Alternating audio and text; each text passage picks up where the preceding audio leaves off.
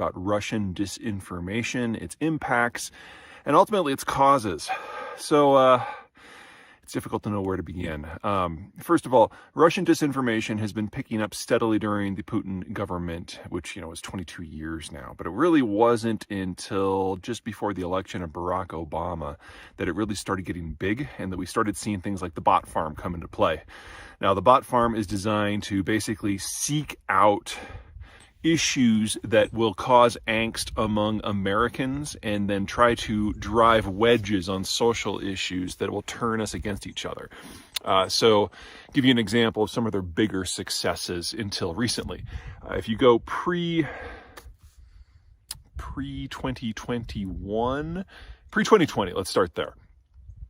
Probably the biggest ones were trying to take issues such as Black Lives Matter and coordinate action with groups that were opposed to Black Lives Matter. So, for example, if you were attending a BLM event and you discovered that there was a Blue Lives Matter event very close by, that was probably arranged by Russian agitation and propaganda. Similar issues have happened on both sides of the abortion issue. Similar issues have happened more recently on COVID. If you believe that COVID will make you magnetic, or if you believe that the VAERS database is a hit list, you have fallen prey to Russian propaganda. This is not limited to the right by any stretch of the imagination. Putin himself has led the propaganda effort against, say, fracked natural gas and oil. Pretty much every claim out there, from the fact that the fracking fluid is cancer-causing to that it's going to ruin water supplies, those all originated in Russian propaganda. In fact, in many ways, the modern environmental movement has some of its roots, not all, but some of them, in Russian propaganda that dates back to the late 1960s. In the immediate aftermath of World War II, when the United States had just nuked 2 Japanese cities and was in the process of building out a nuclear attack fleet and building civilian nuclear power reactors, in the 1950s and early 1960s, Americans were broadly okay with all of this.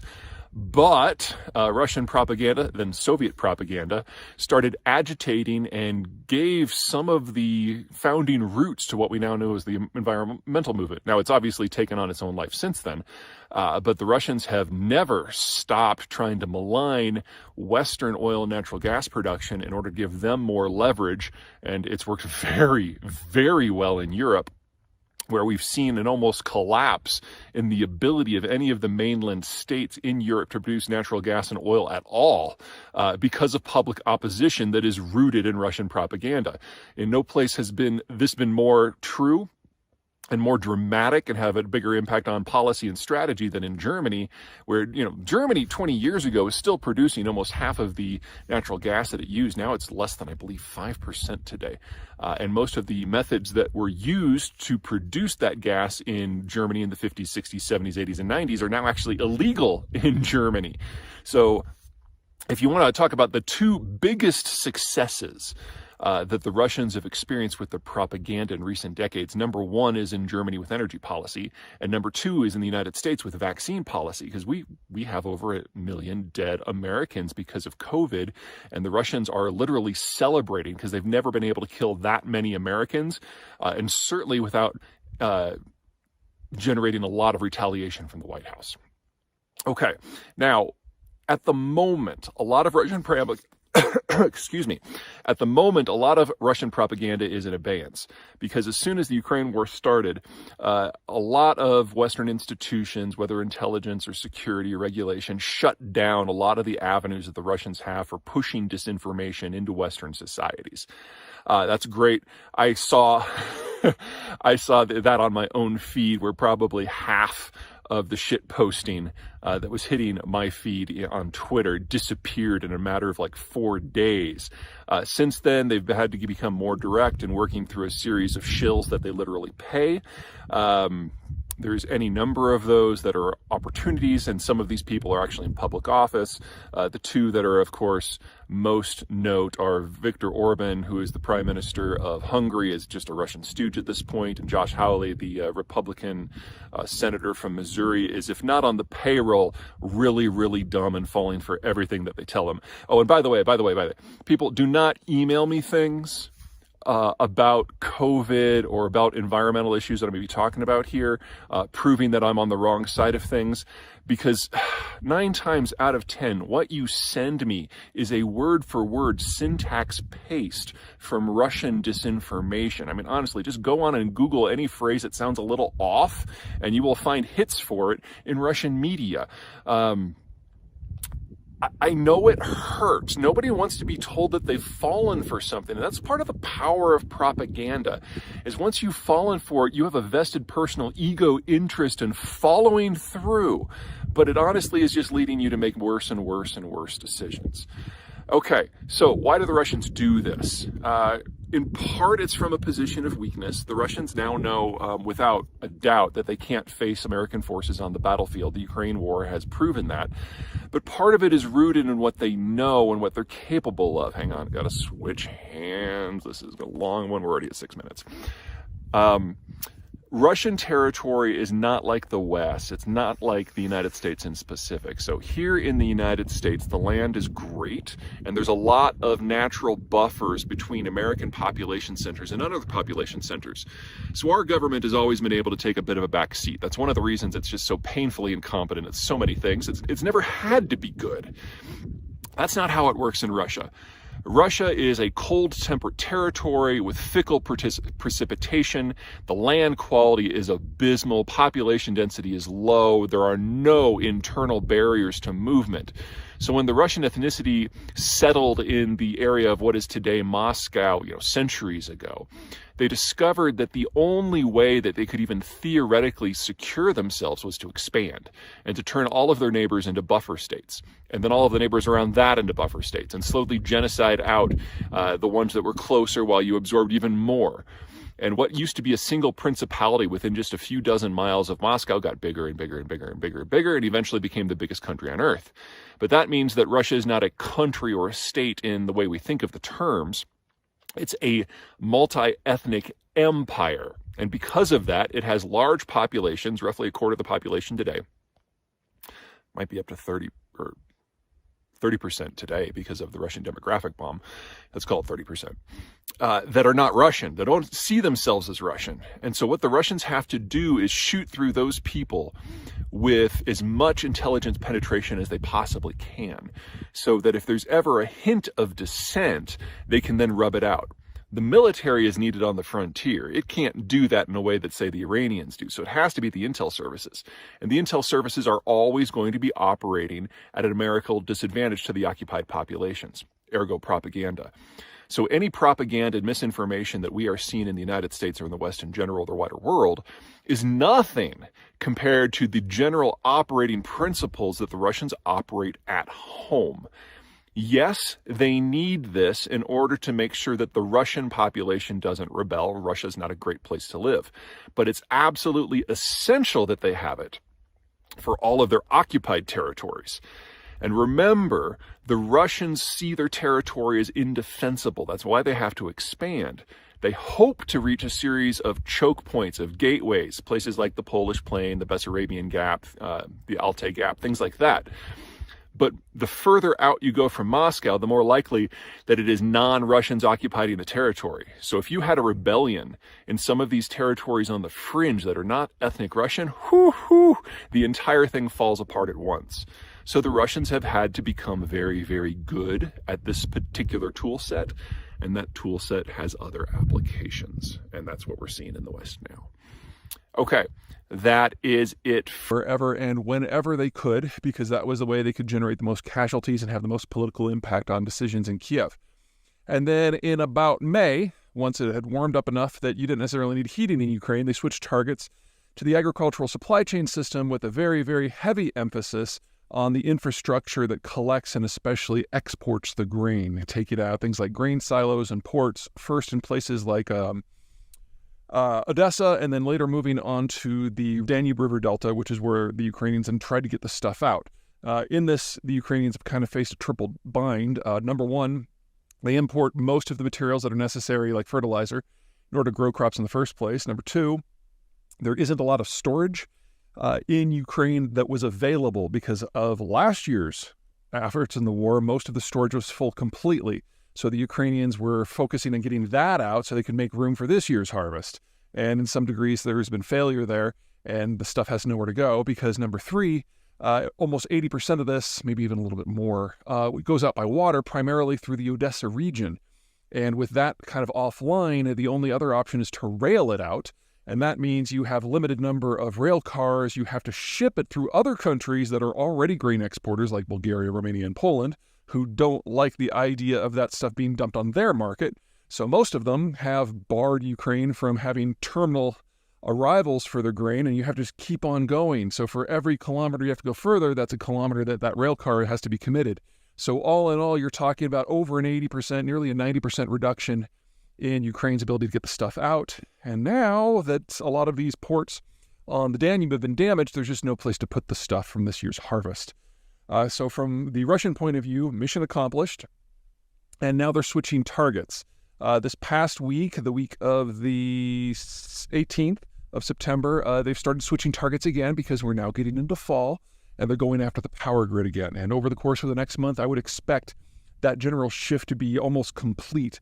They've destroyed the Ukrainians' ability to play in international grain markets in any meaningful way. And now they're going to go after the power grid to cause mass casualties again. So definitely the Russians have absolutely won this round. The only way that the rest of the world might be able to help is to massively expand the rail connections between Ukraine and their neighbors and then the next line of countries beyond. It's not enough just to get the stuff to, say, Poland or Romania. You've got to get it onto the water, and that means you also build out the lifting infrastructure for transferring something from rail onto a ship, because these are countries were already grain exporters. That stuff is already used to capacity. You basically need to double the entire thing. Normally, you would expect something like this to be really bad for grain prices, or good, I guess, depends on your point of view. Send them up. But miracles, the Russians have had a bumper harvest. So they have increased their wheat exports by over a third. And that by itself is nearly enough to compensate for all the Ukrainian grain that has left the market. So wheat prices are actually down. Now, I am not a grain trader, and I'm not trying to give you anybody price recommendations, but just a couple things to keep in mind. Number one, the Russian climate is incredibly erratic. And so just because they had a bumper crop this year doesn't mean they're going to have a bumper crop next year. Keep that in mind. Number two, the Russians have said that any vessels, civilian vessels, anywhere in the Black Sea going anywhere near a Ukrainian coast, they reserve the right to attack. The Ukrainians are trying to convince people to come anyway, and they've had very, very, very limited success, but that war risk is always there. And for their part, the Ukrainians have said and have demonstrated that they can strike Russian ports as far away as Novorossiysk, which is their major grain loading facility for the Russians. Now, they have not gone after civilian vessels yet, but again, there's still the possibility that we can have a widespread war on the water, in which case all civilian shipping in the northeastern half of the sea is in a degree of risk. So for the moment, there's enough grain out there. I'd not get used to it, but at the moment, that's where we are. Anyway, I thought it would be good to lay out the rationale for why the Russians are doing what they're doing and why that forces the United States to do what it's doing. So the key thing to remember about the Russian space is it's not very valuable real estate. It's a lot of wide open with fickle precipitation and particularly harsh winters. So of the space of the Russian Federation, really only about a quarter of it is worth anything, and it is on a per acre basis, probably the least effective grain growing region on the planet of the major production zones. Poor precipitation, hot summers, frigid winters, just not great stuff. It has never been able to generate the amount of capital from agriculture that is necessary to knit the place together in a meaningful road infrastructure like you would have in a place like Argentina or the United States or Western Europe.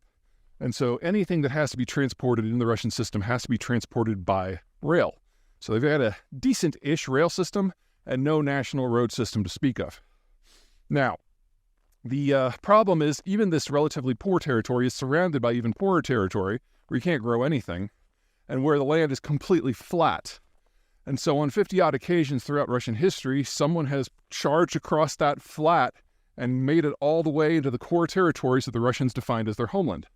The only way that the Russians have ever been able to fight back is by waiting for winter, because whoever the invader was is able to maneuver because they were able to cross these huge distances, whereas the Russians can't even maneuver in their own space. So they basically wait for general winter to drive the enemy away. In the case of the Nazis, that took a few years. In the case of the Mongols, it took centuries. You can see the problem. The only way that the Russians have ever discovered that they can fight a war against an invader is to prevent that war from ever happening in the first place. And that means preventing the foreign forces from ever actually accessing the interior of the Russian core territories. And that means expanding out of their good land through that kind of empty buffer zone until they reach a series of geographic barriers that you just can't run a panzer through. Places like the Polish Gap, the Bessarabian Gap, or reaching the Baltic Sea's coast. If they can do that, then they can concentrate their forces on the access points and then use geography to help them instead of being at its whim. This is something that they've been trying to do for basically the last 400 years, ever since the Mongols went home. And it is something that they achieved in World War II. They plugged all of the access points. There's 9 of them.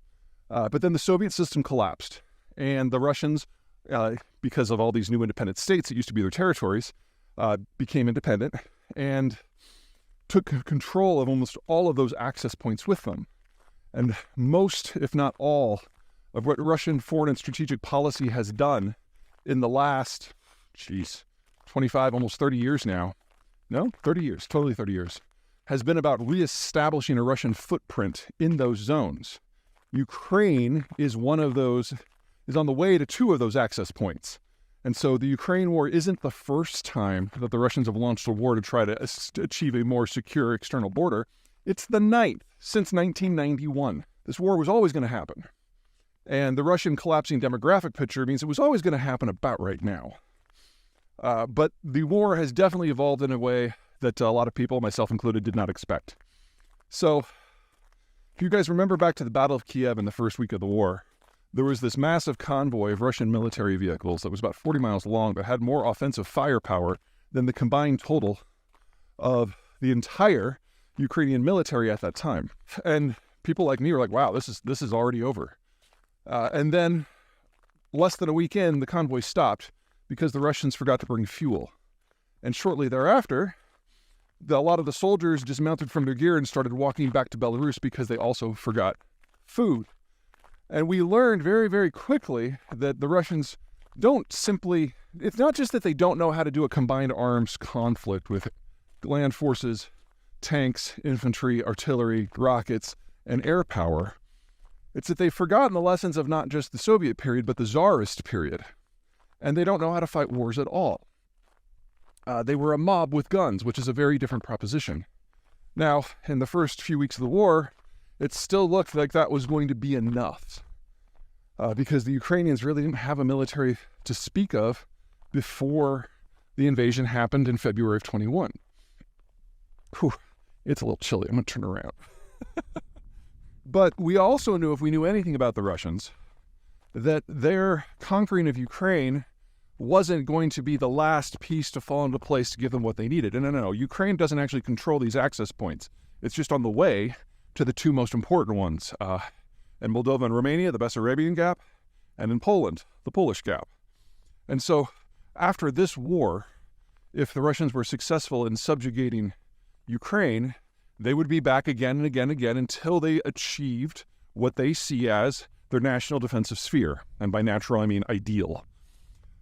And that would mean invading a minimum, on the western periphery alone, another 6 countries. Moldova, Romania, Poland, Estonia, Latvia, and Lithuania. And the last 5 of those 6 countries are all in NATO. But, while you can say what you want about NATO preparedness, real training happens, and there has been integration, especially between the American forces and the Central European forces, that would be at risk in a next stage clash.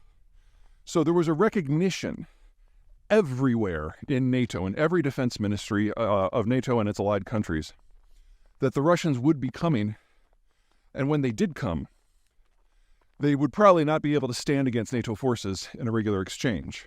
Because combined arms, that's what the United States does, and that's what its equipment is geared for and its training is geared for, especially with allied armies.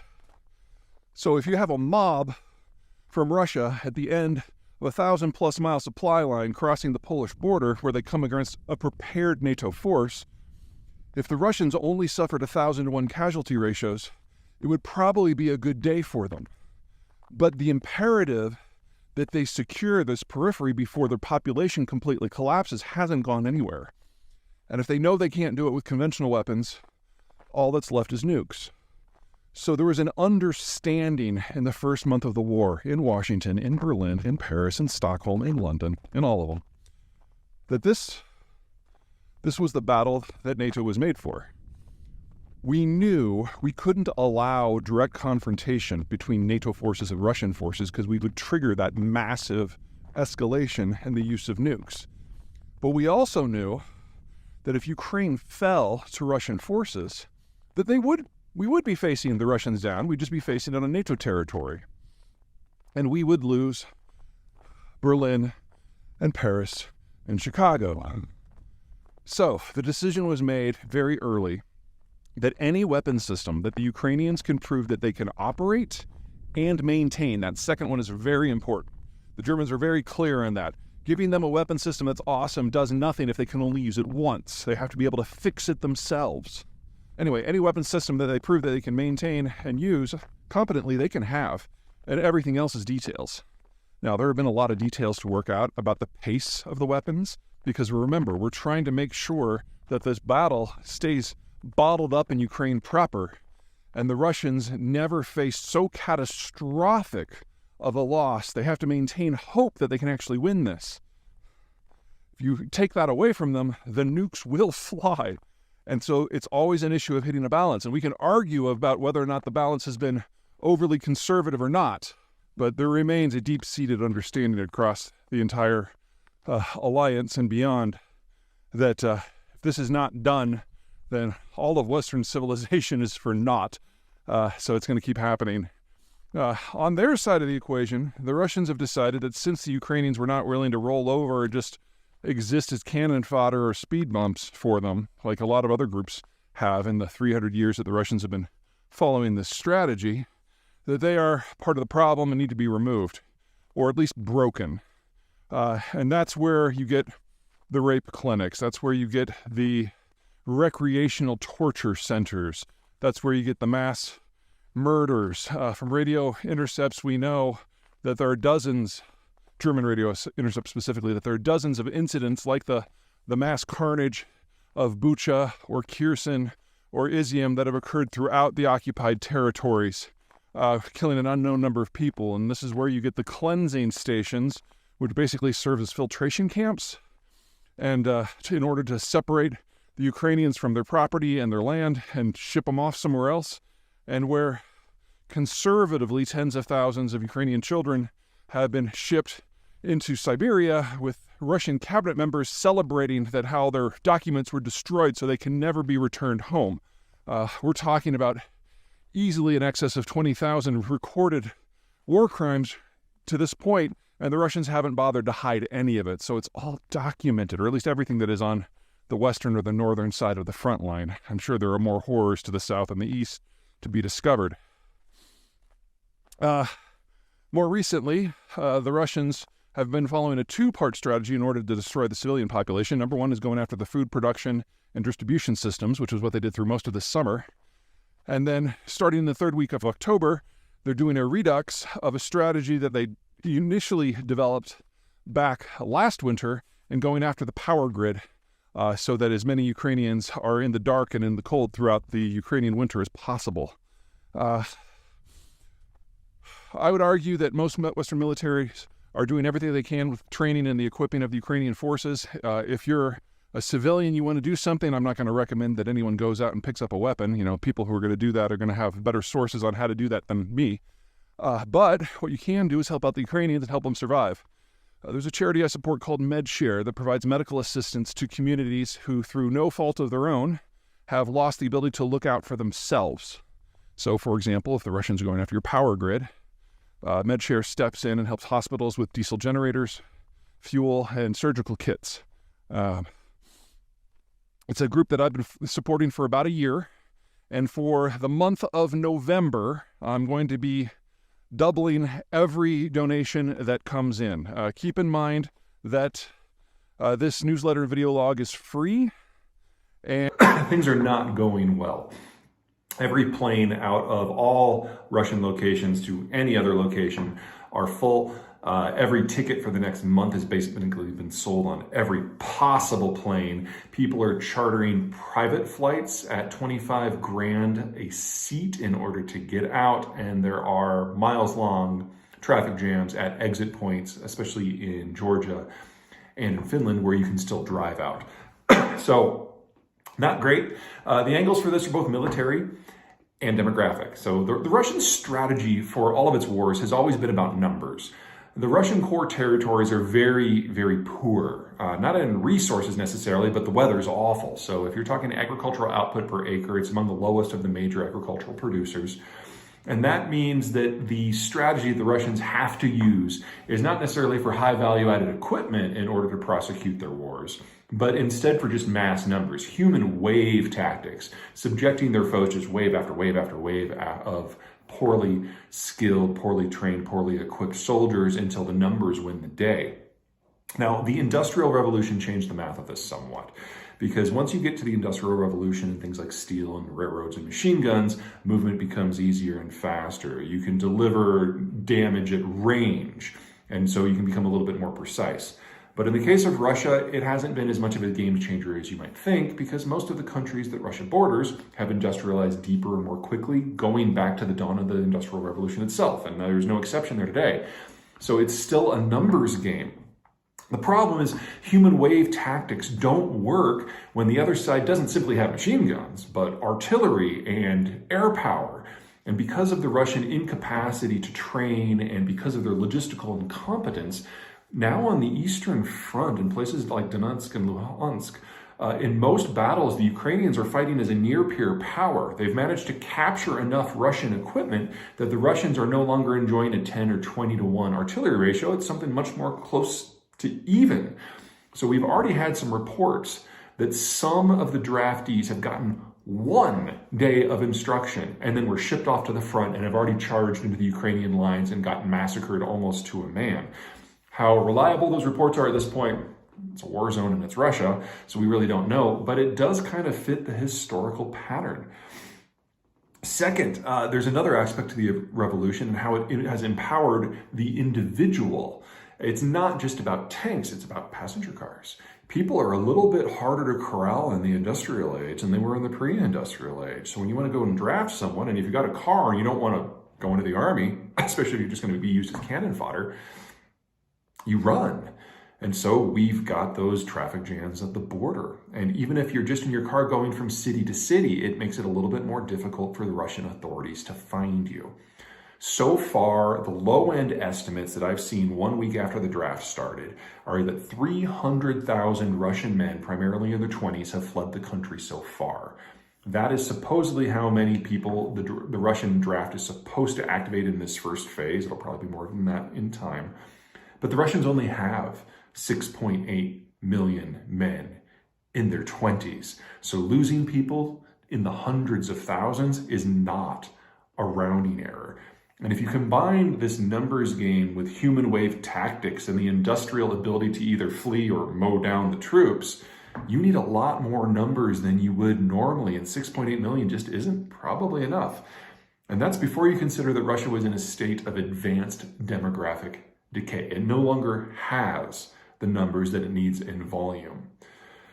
The bottom line of all of this, still Russia's war to lose. They've may not have the numbers they've had relative to their foes in the past, but they still have more than enough. But if they continue to underperform, not only are they looking to lose this war, but this will absolutely be the last conventional war they fight because they simply don't have a replacement generation being built. And the age... Now, we've all seen the stories about the Ukrainians and the Russians using drones to identify and target assets on the other side. But the new news is that the Russians are having so much of a problem with their own drones and so much difficulty replacing the ones they've lost they have turned to a most unexpected source for materials. Not going into the international market in the traditional sense, not going to the Chinese, going to the Iranians, who are not exactly what I would consider a modern industrial power. Specifically, the Russians have purchased what looks to be a few dozen of the, let's see if I can get these pronunciations right, Mohajer model and the Shahed model. Both of them are capable of carrying multiple 40 to 80 pound air to ground munitions. The Mohajer has a range of about 120 miles. In theory, the Shahed can go significantly further, perhaps more than 1,000, but both of them require ground control capability. And since the Iranians don't have a single satellite, we really don't know what their maximum range might actually be because they've never demonstrated anything except for relatively short range capability. More importantly, both of these new drones, new to the Russians, require runways for takeoff and landing, so they can't be used in an advanced position. They're more to be used as kind of a replacement for fighter bombers in places where you know there's going to be a target-rich environment, which is not the sort of environment the Russians have really been dealing with, and certainly not the kind that the Ukrainians have been dealing with, because then they would need the runways. Anyway, some folks are a little bit nervous about anything that puts Iran and Russia into the same sentence, but I'm really not. Iran is not an industrial power. They have manufactured less than 300 of these things for their own, and even if all 300 were suddenly to be thrown into the Ukraine war, the restrictions on where they can operate and what they can do means that they're probably not going to be having a big impact on any particular battlefield, even if they work well. And some of the reports that we've gotten out so far suggest that they're absolutely not working all that well. If anything, I see this as an extremely enlightening sign of just how much trouble the Russians are in with their industrial and technical collapses. It's clear from the sort of equipment that the Russians are bringing in that they can't replace anything at scale. And so they're dusting off tanks that were built in the 60s and haven't been modernized since the late 70s to be their new mainline tanks. And if they can't put just a few dozen drones into the field, into production in a reasonable time frame, to the point that they're actually importing finished equipment from third countries that are not leading lights when it comes to manufactured goods, you got to wonder what the maintenance is like for everything else that they have. So, for example, think artillery. This is how the Russians have been fighting the war to this point. They're using over 40,000 shells a day.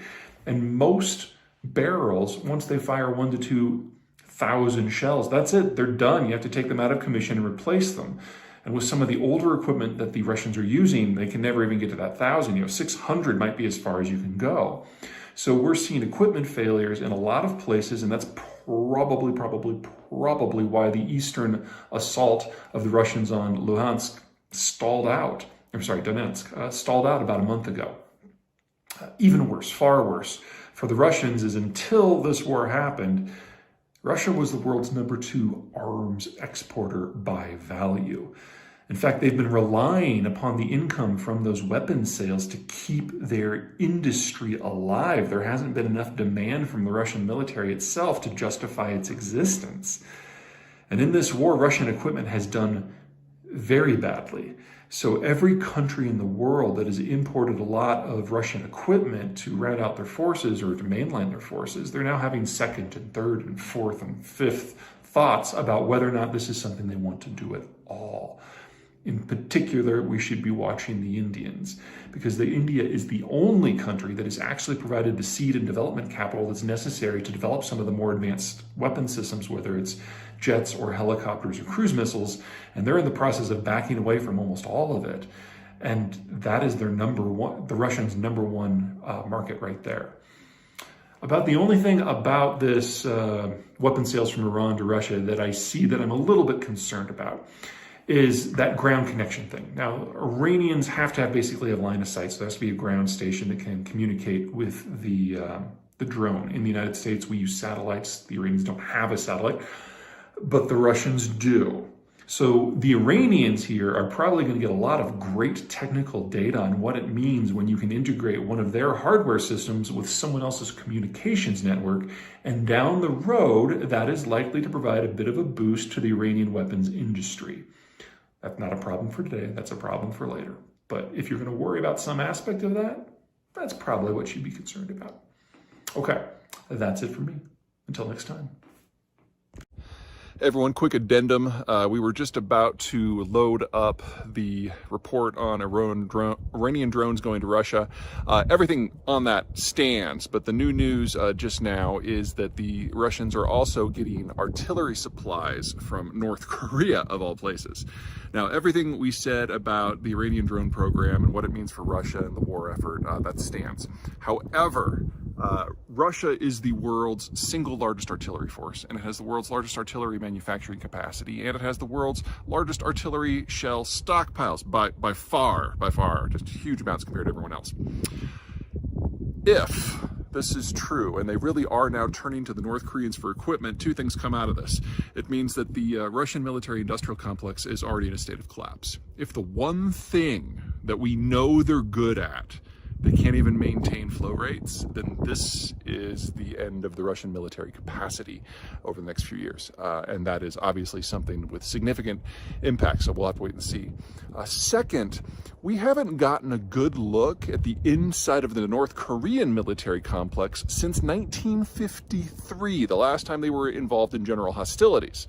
So if we're about to see millions of North Korean artillery shells being used by the Russians, we're finally going to get a good look at what the North Koreans are capable of. What they call a partial mobilization of about 300,000 troops. So I just wanted to get this out there real quick so you guys understood the context and the why. So first, a touch of background. The Russian space is incredibly low value. The agriculture that exists there is very poor by global standards. So they've never been able to generate the amount of capital that's necessary to have a real road network. If you want to get anything moved from A to B, it's going to almost exclusively go by train, which is part of the reasons why logistics in the Russian army have become so poor, especially in the Ukraine conflict. And why the Ukrainians were able to take a couple of rail depots in eastern Ukraine, in Kharkiv, a couple weeks ago, and the front just collapsed. In fact, there's signs that we might be seeing a repeat of that elsewhere in the Donbass, as the Russians are now discovering that they're actually outnumbered locally, and that with all the captured equipment, the Ukrainians actually now have more artillery and more ammo. So if you take a poorly trained, conscripted force in Russia that is badly equipped and put it against a very motivated and enlarging force that is getting better training from abroad and better equipment from abroad in addition to the captured stuff, all of a sudden, at least for now, the balance of forces has really changed. And the only way that the Russians have ever been able to fight that sort of war is with more numbers. So they've had about 150,000 troops in area, plus the Chechens, plus their mercenaries. So let's just call it an even 200 for rounding. They're now going to add another 300. This doesn't mean that the nature of the war has fundamentally changed. It means two things. Number one, this is the sort of the Russian war the Russians know how to fight. Just throw bodies after it. The Russians have always had a larger population than any of the countries they've gone to war with, and so they've always tried to win by numbers, and when they have won, that's usually how it has happened. Second, this isn't a fundamental break. Yes, the Russians need these troops and they need them badly, but when you've only had 150,000 in theater and you've been fighting for 6 months more or less nonstop, and your logistics have been a mess, 300,000 troops doesn't turn the tide. It just means that you're going to be able to cycle in troops to replace the ones that have become exhausted. So this doesn't give the Russians fundamentally more troops in theater. It allows them to rotate troops through the theater and continue fighting the war in more or less the way that they have been now, which is to say poorly. Obviously, it's still bad news for the Ukrainians, but ultimately this is getting to one of the core issues that I've been talking about since the beginning. The Russian demographic is horrible, and between guts or massive increases in the death rate or massive decreases in the birth rate, or both, because of World War I, famines, World War II, the Brezhnev mismanagement, the post-Cold War collapse, there's these deep gouges out of the population structure across the Russian system, with the deepest one in people aged roughly 15 to 30, because you've got a stacking up through the generations of bad things that happened in World War I and World War II and post-Cold War. That's where all these troops are coming from. So we've already got about 200,000 men in theater who are in their 20s. We're now adding another 300,000, and we're starting to get to the point where the Russians just aren't going to have any more men in that generation to throw at this at all. And I don't know if you guys were aware, but people in their 20s are the ones who usually have kids. So we're taking what is already the most demographically fragile demographic, and putting them into an open-ended war, which makes it very difficult for them to father or raise children. This is potentially a country killer. Before, I thought that this was Russia's last war. Now I'm certain of it, or at least the last war they can fight with conventional forces. Now, will the Ukrainians be able to repeat the feats they've been doing? It's entirely possible, but keep in mind the scale of what needs to be done here. With the size of the territory in question, the Ukrainians need to pull off what they've done in the first 2 weeks of September another 20 times. I'm not saying that's impossible. I'm just saying that that is the scale of what is going on here. So expect the Ukrainians to do two things. Number one, continue to hammer as many logistical points that the Russians rely on as possible. Anything they can do to disrupt the flow of men, material, and especially food supplies to the front line is something that is going to crush the Russian demographic that is responsible for the soldiers and responsible for what's the word I'm looking for? Propagating the Russian condition in the first place. Second, look for them to reach specifically for transport nodes, not just ones that are near the front line, but ones that might seem a bit of a Hail Mary, not to strike, but to capture. The one I am most interested in, of course, is Mariupol, because if the Ukrainians can reach Mariupol, they basically isolate Russian forces throughout southern Ukraine. And then you're talking about 100,000 Russian troops that are just stranded with no hope of resupply at all. If the Ukrainians are going to win this war, they have to take massive bites out of not just the Russian army, but the Russian demographic. And doing that, destroying the Kerch Bridge, isolating Crimea from the rest of Russia, that is how that is done. And now that the Russians have obliged to throw another 300,000 troops into the grinder, we may be seeing the beginning of the Russians' end here. It is still have lost the ability to look after themselves for reasons beyond their control. So when the Russians rolled into Ukraine, MedShare got to work to help out with things like surgical kits in order to help local communities keep their own people alive. And for the month of November, anyone who donates to MedShare is going to receive a matching donation from us up to $40,000.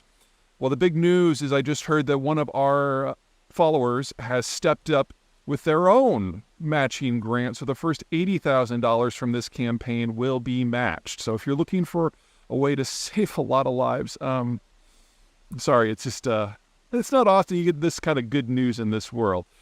So thank you for everyone who's given already. And thank you for our new sponsor. And thank you for everyone who's about to help out. A reminder that the newsletter's free. And as a result, we ask that anyone who does have some spare change to give to MedShare, please do. And now back to our originally scheduled program. Everybody, Peter Zeihan here, coming to you from my home office in Colorado. I haven't done a Ukraine update in a while because there's been a lot of cross currents. The front hasn't moved very much, and in most people's minds, that means a stalemate. And there's definitely some truth to that. We'll get into that a little bit. But there have been a lot of change in tactics on both sides. This is the first year that the Ukrainians have brought tanks into the fray and tried to do combined arms. However, the American style of combined arms, the NATO style, also includes air power and at least air parity.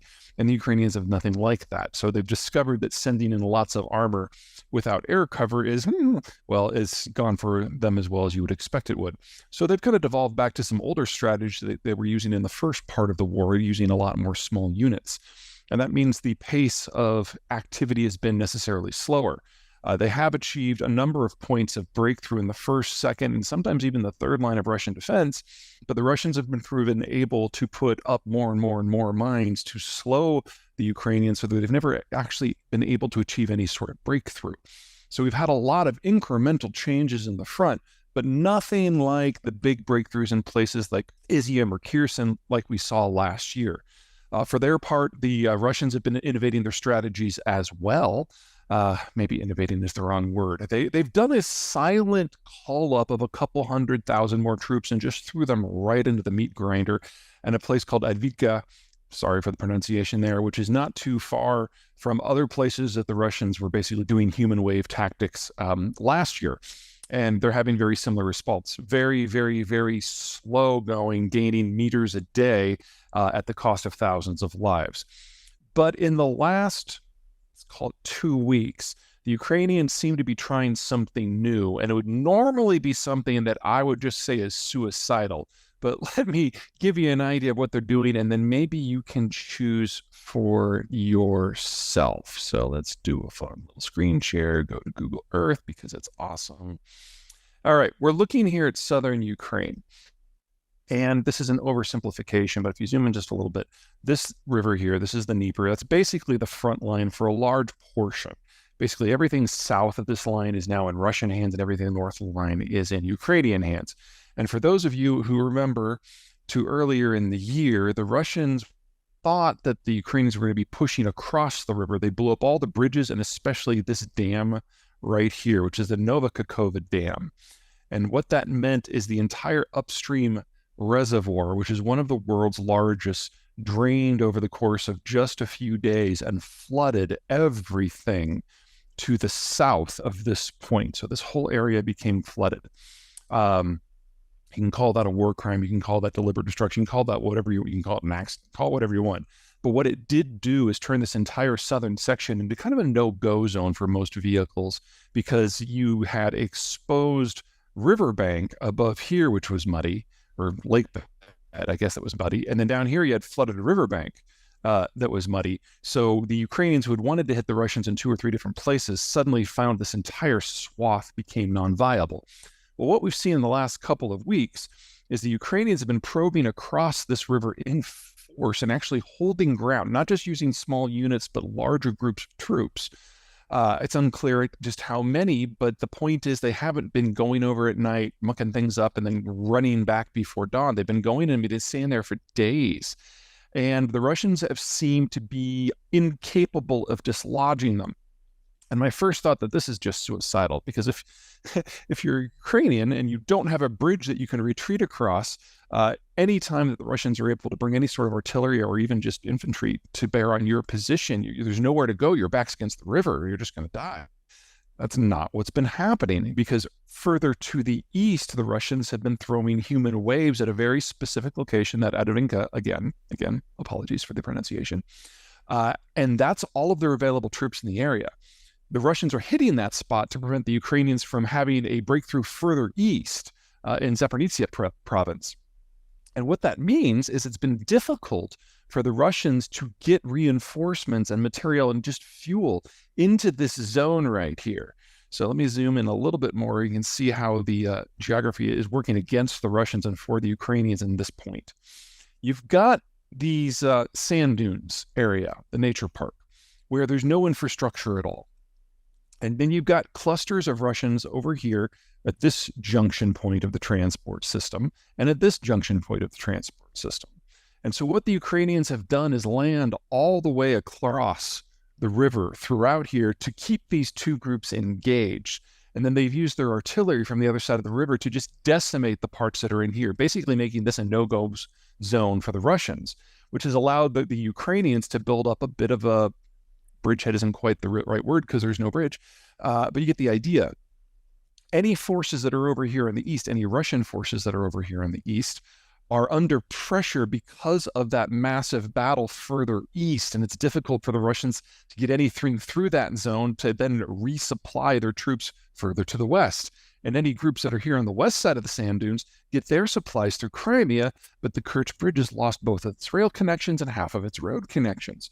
So the Ukrainians are able to play fast and loose in this area, and they're increasingly poking left and right, or west and east, especially to the east, because if they can dislodge the Russians here or simply enter into a bit of a war of movement, then this entire zone over here, which is occupied territory, becomes in play. For those of you who have been following the war since the beginning, the city of Mariupol is right over here. And Mariupol can really only be supplied by road now. And the places where the Russians and Ukrainians are attempting to basically have a mutual breakthrough of each other's lines are around in here. So all of the Russian forces are going to this zone, leaving this entire southern swath potentially with very limited supplies. And so if the Ukrainians can break the connection here, then these little connections that are all that allow stuff to go from Crimea north, all of a sudden are pinched off. and you could have theoretically a bit of a breakthrough. Now, there are a lot of moving pieces in this. I'm not suggesting this is where we're going, but this is the sort of tactic that you normally wouldn't expect to see, and we've now been seeing it for about 2 weeks. So it's something to keep your eye on. During the Ukraine war to this point. Specifically, now that I've had a little bit of time to kind of step back and reassess, it's been about 5 weeks since I talked about the war in general. We're now going to talk about where we are today.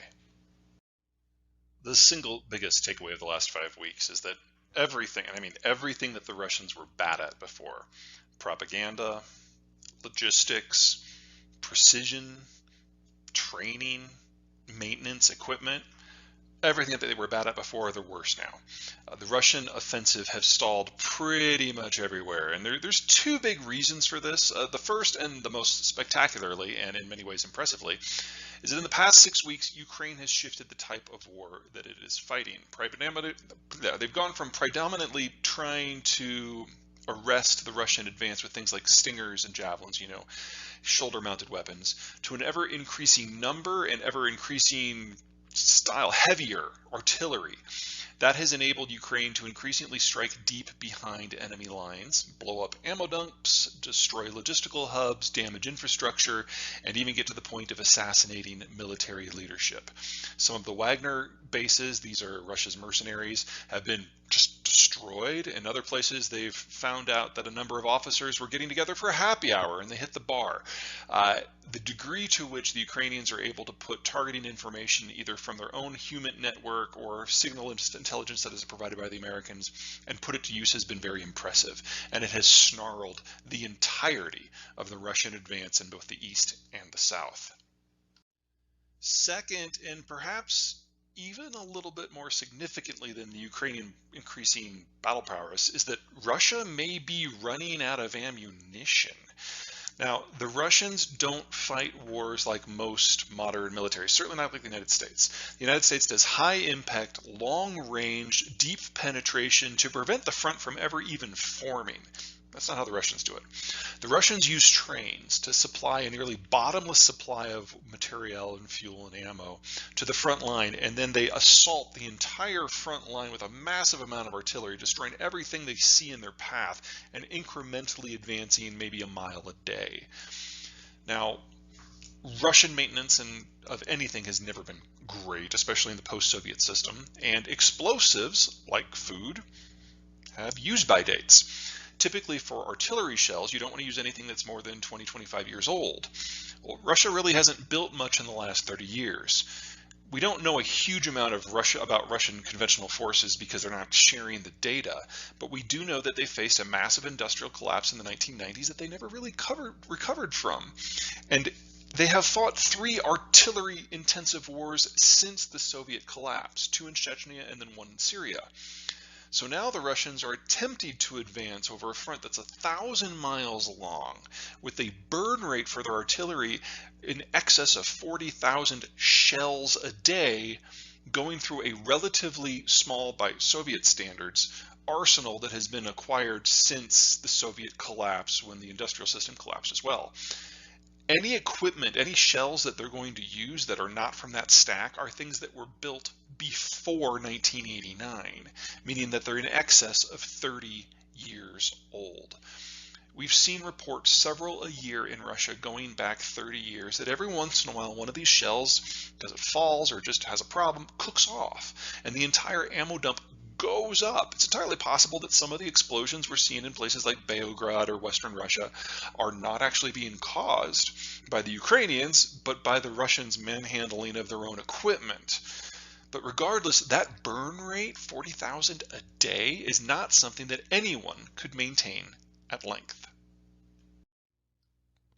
So while the Ukrainians have been using more and more artillery with higher and higher range and more accuracy, more and more intelligently, Russia's been shifting in the other direction, using older and older shells, which have a higher chance of blowing up in the barrel or not detonating when they actually arrive.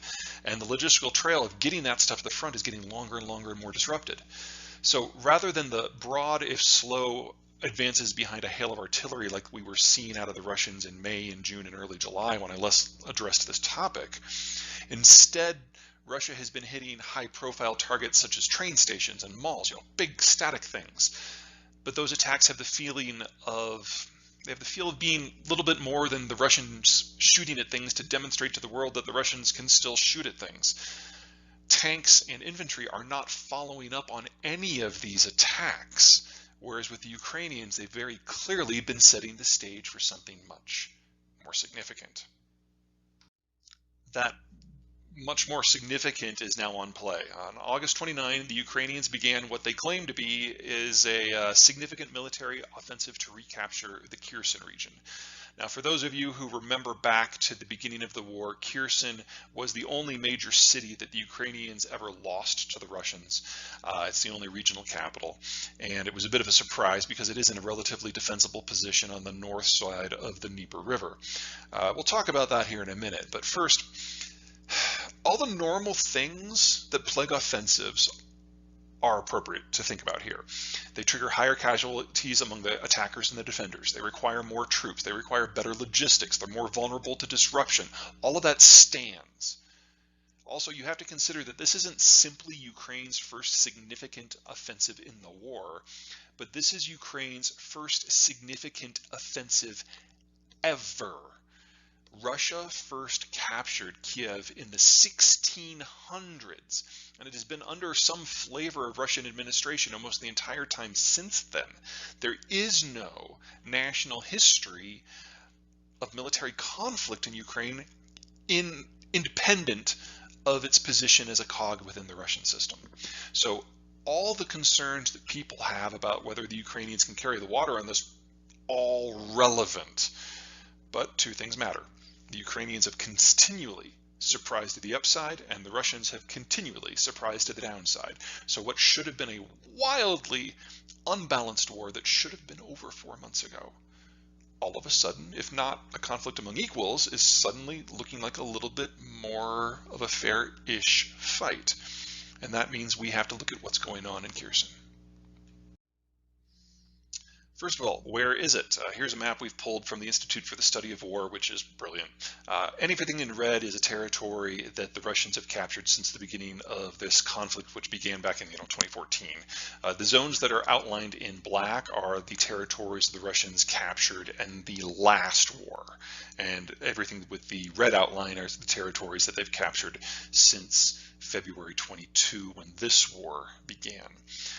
The most important thing to note there is that Kherson is in the extreme western part of the section that the Russians have captured.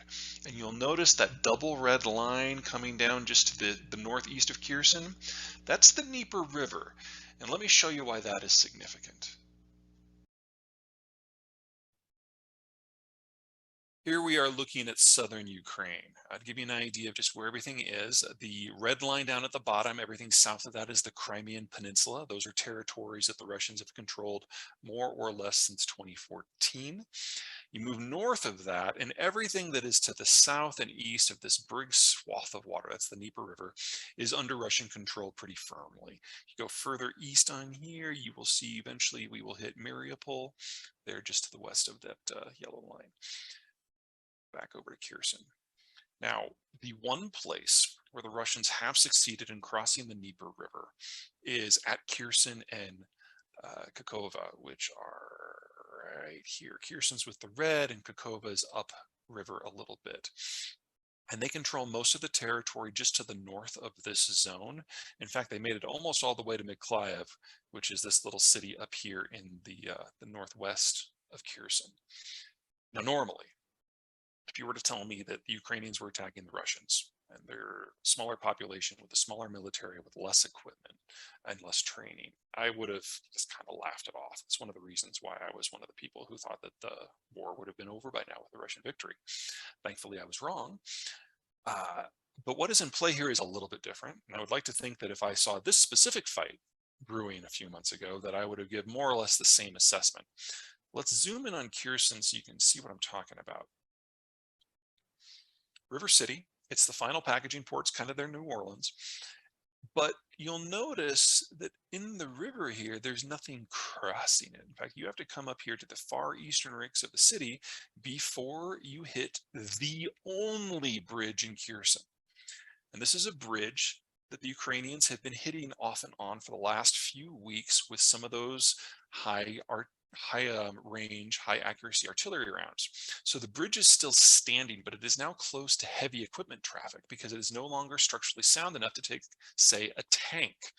It can still take civilian traffic, but that's about it.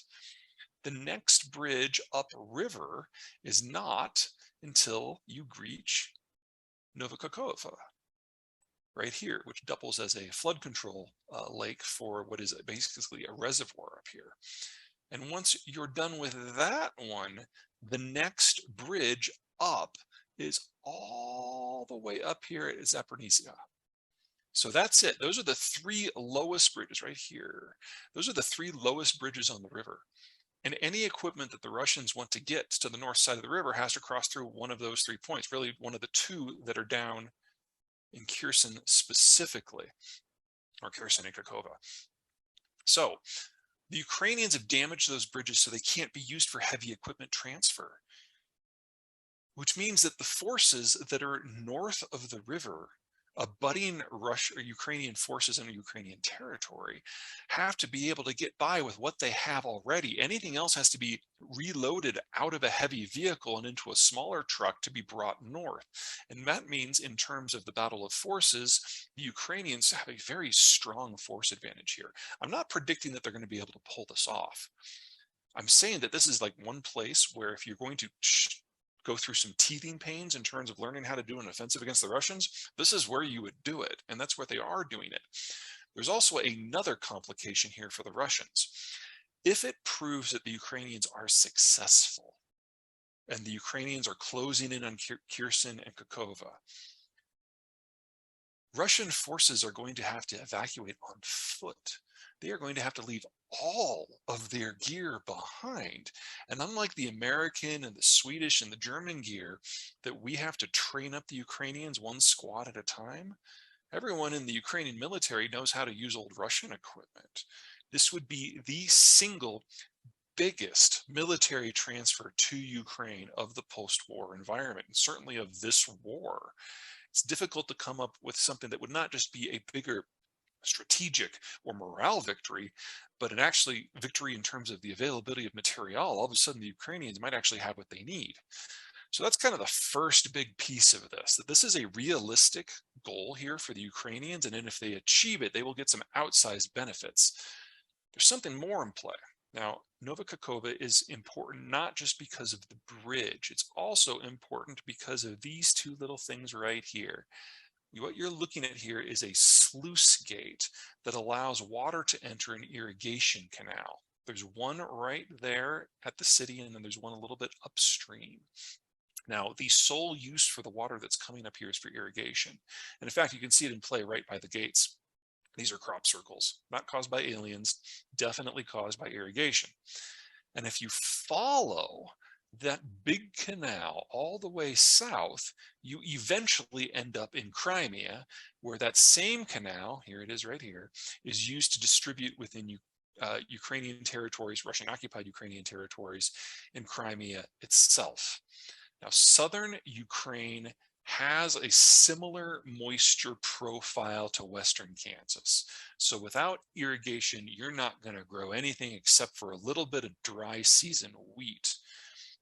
If the Ukrainians succeed in capturing KHERSON, they will be able to either blow up or shut off that sluice gate, which means that Crimea will be high and dry. Now, in a typical season, Crimea imports over 80% of its food, anything that is not dry season wheat, from Russia.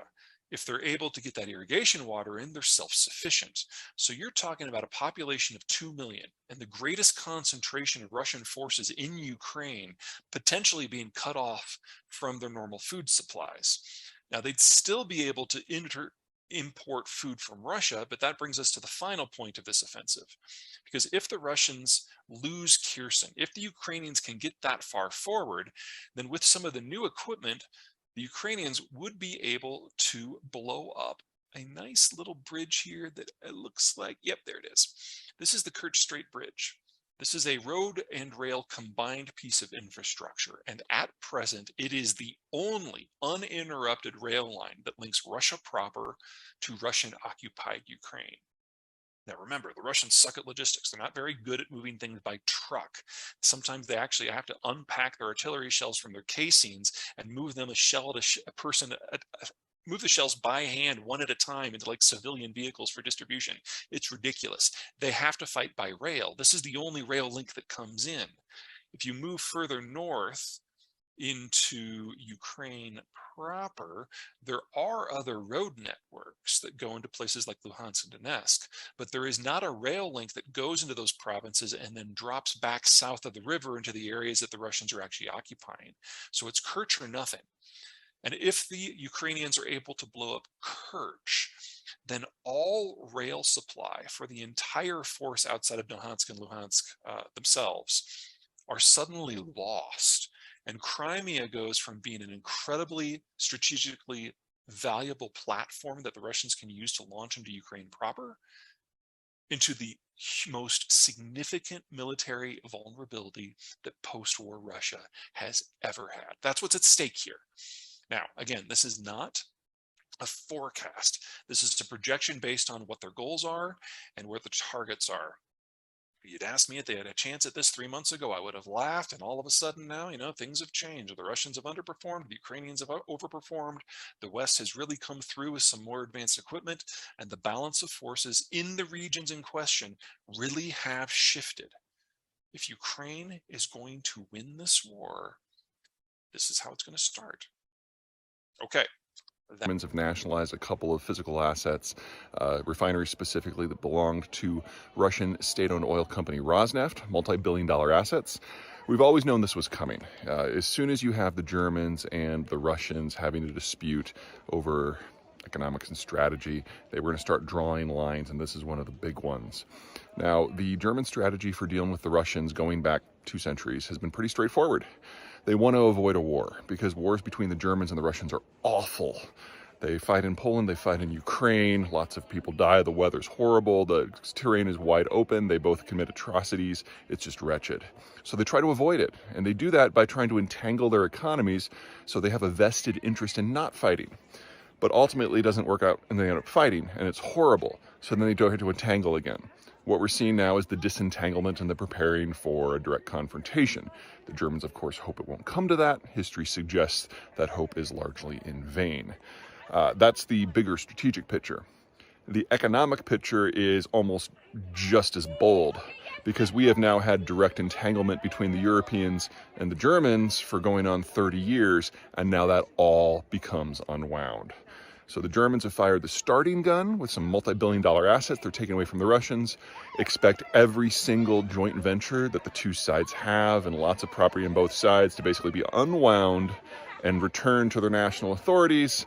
And that is the end of this phase of Russian-European integration. Don't count on it coming back anytime soon because the demographic pictures on both sides are just atrocious. So this is where it gets real, and this is where we have a sharp severing. We'll talk about what's going on with the Chinese next. Denmark have received approval from the Biden administration to send their F-16s, their fighter bomber aircraft, to Ukraine as part of the defensive works. There's a lot of things that are packed in here. Let's start with the most obvious one. Even if these things start to ship today, they're not going to be there in sufficient numbers or with the infrastructure to support it in time to have any impact on this fighting season. So the summer counteroffensive that the Ukrainians are fighting in an attempt to break the Russian position in southern Ukraine and Crimea, they're not going to be able to help with that at all. There's more to having the jets than simply having the pilots. You have to have the logistical infrastructure to supply them with fuel, with spare parts, especially with munitions, and they have to be able to do all of the repairs and all of the maintenance within Ukraine proper. Now, we know for certain that the United States has been doing steps to accelerate this process over the last few months.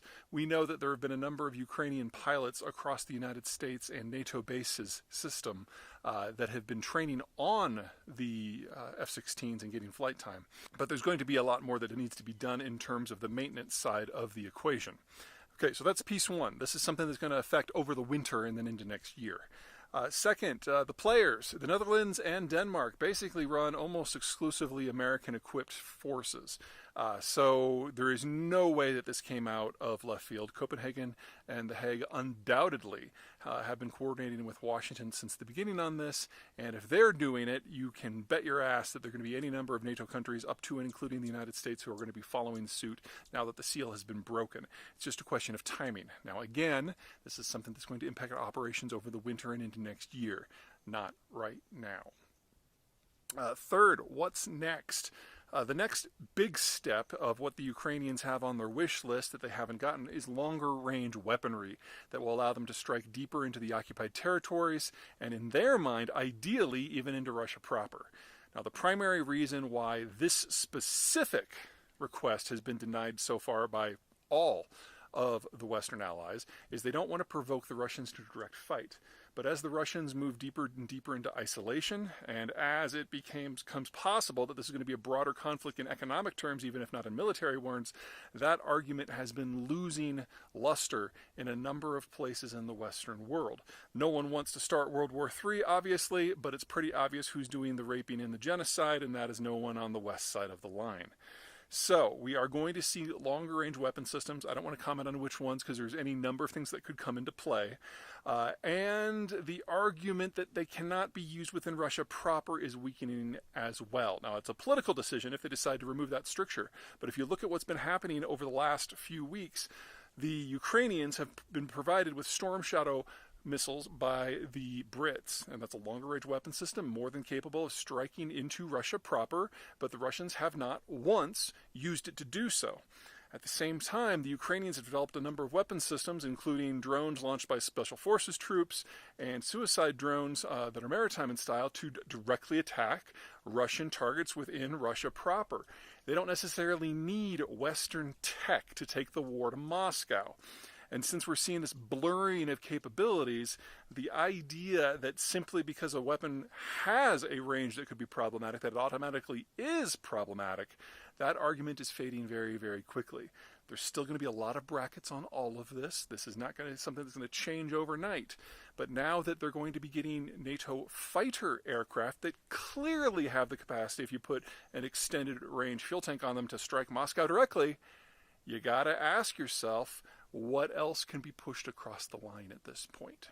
And that's the discussion that's going to be happening in Brussels, in London, in Berlin, in Paris, and Washington quite aggressively over the next couple of months. And by the time we get to the end of the year, I have no doubt that in addition to longer-range missiles, artillery systems, and jets, there'll be a whole phalanx of additional technologies going to be handed over in order to help the Ukrainians out.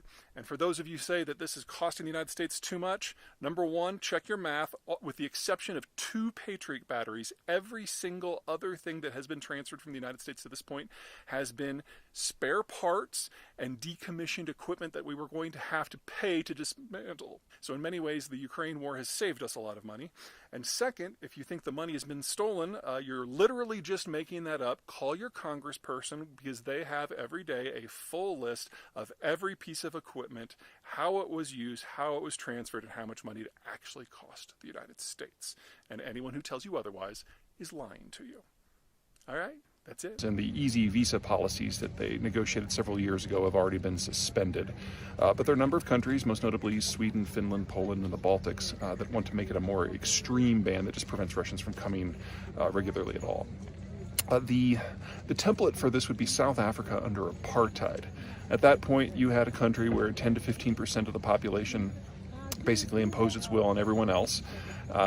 Ugly system. And as a result, the Europeans and some other countries prevented South African passports from being used easily in the rest of the world. And the point here wasn't necessarily to punish or force an immediate change. There was no way that an economic system as entrenched and beneficial to the minority, such as we had under apartheid, could be easily shifted just because of tourism. And that's not the goal here with Russia.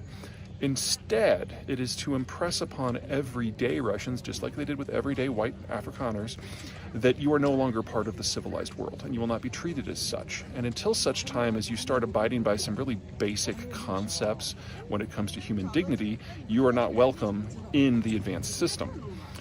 This is going to work both better and worse in Russia compared to South Africa. First, the worst. South Africa, under apartheid, was, if you were white, still democracy. There was still a political pluralism system, there were still votes, they still mattered. None of that is the case in Russia. Russia is a single-party state where even the, quote, opposition parties are actually just arms of the ruling government. So the opportunity for political dissent and pressure from change from below is very, very limited. But it might also work better, because the Russians who do travel, the ones that are going to be affected by this, are not your rank and file. South Africa had a much more robust middle class among the whites than Russia has.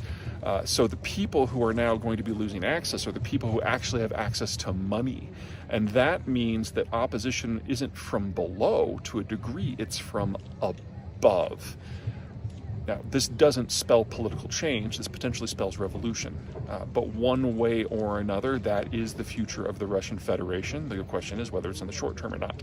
Personally, I don't think so, but this is the sort of China. In the aftermath of the Chinese little snit fit, when Speaker Pelosi went to Taiwan and they basically started threatening everybody, the Defense Department decided that that is a step too far and that civilian aviation transfer technologies should no longer be allowed to the Chinese. And so today the Chinese are throwing sanctions on Boeing. Boeing has a number of planes that they already made for the Chinese that were kind of in abeyance that are no longer going to China anymore. And we are at the start of a firm technological split between China and the United States. Now, some version of this was already in progress in other sectors, specifically semiconductors. Because of new regulations that have been sketched out by the Biden administration that are basically taking Trump's texts and making them into permanent policy, the Chinese can no longer import any of the equipment that is necessary to make high and medium quality chips, and they can't import the high quality chips at all. Or more to the point, American sellers of this stuff that you can either sell to the Chinese government or you can sell to the US government. You can't do both anymore. And so for American companies, that's kind of the same as a ban. The debate going on, not just in Washington, but in the Netherlands and in Britain and Japan, is to how far down to go on this scale. So can you still sell medium quality chips to the Chinese? Can you still sell the gear that's necessary to make the low quality chips? All of this is now on the table, and I expect we're going to see stricter and stricter restrictions. And the Chinese have proven over and over and over again that they can't manufacture any of this stuff on their own. Yes, one guy did manage to develop a 7 nanometer chip, and good for him, but that's kind of like Aristotle. So you have one dude. Translating that into the overall system is something the Chinese have proven over and over and over again that is just beyond them. They can't even make the gear for the low-end chip manufacturer. So, just as we're having a divorce economically between the Germans and the Russians, we are now past the point of no return between the Chinese and the Americans. So I've been warning a lot of my clients for a couple years now that this was coming, and it's time to get your people out and your technology out and cash out however you can. At this point, because the Chinese are doing counter sanctions, it's probably too late for anyone who has remained, and it's time to start writing down all of your assets in the People's Republic to zero. I mean, you might be able to get a little bit out, but you should count on the entire corporate relationship collapsing over the course of the next year or 3. We're at that point now. That's the bad news for the Chinese. There's some good news. There was a summit yesterday in Kazakhstan between the Russians, the Chinese, and a handful of other countries that really don't matter to the strategic equation, in which Putin basically caved to everything the Chinese have ever wanted. Russia is so bereft for friends because of the Ukraine war. China's really all that's left that matters. And so China's been able to exact a very, very heavy price for very, very few concessions. In essence, on live television, Putin was forced to read Chinese talking points on everything that the Chinese care about, whether it's technology or the United States or naval issues or Taiwan, and to read it in the Chinese syntax. So basically, from a diplomatic point of view, this is the public equivalent of being down on your knees licking boots. And Putin had to do it all. And at the end of it, the Chinese didn't even really give anything back. There will be no tech transfer. There will be no weapons transfer. There will be no troops. Putin actually asked for troops. And all that the Russians are going to have is the right to sell raw commodities to the Chinese at a horrific discount, probably in most cases more than 30 or 40%. So the Chinese have basically turned Russia into a more loyal satrapy than North Korea has been, and that will absolutely have strategic consequences for both countries down the line. But the Chinese realize that while nationalism is a fun tool, you do not muck with the United States when national security is an issue, because they're already seeing that on semiconductors and aerospace, and very soon energy and agriculture and automotive. So the Russians didn't get anything that they were asking for.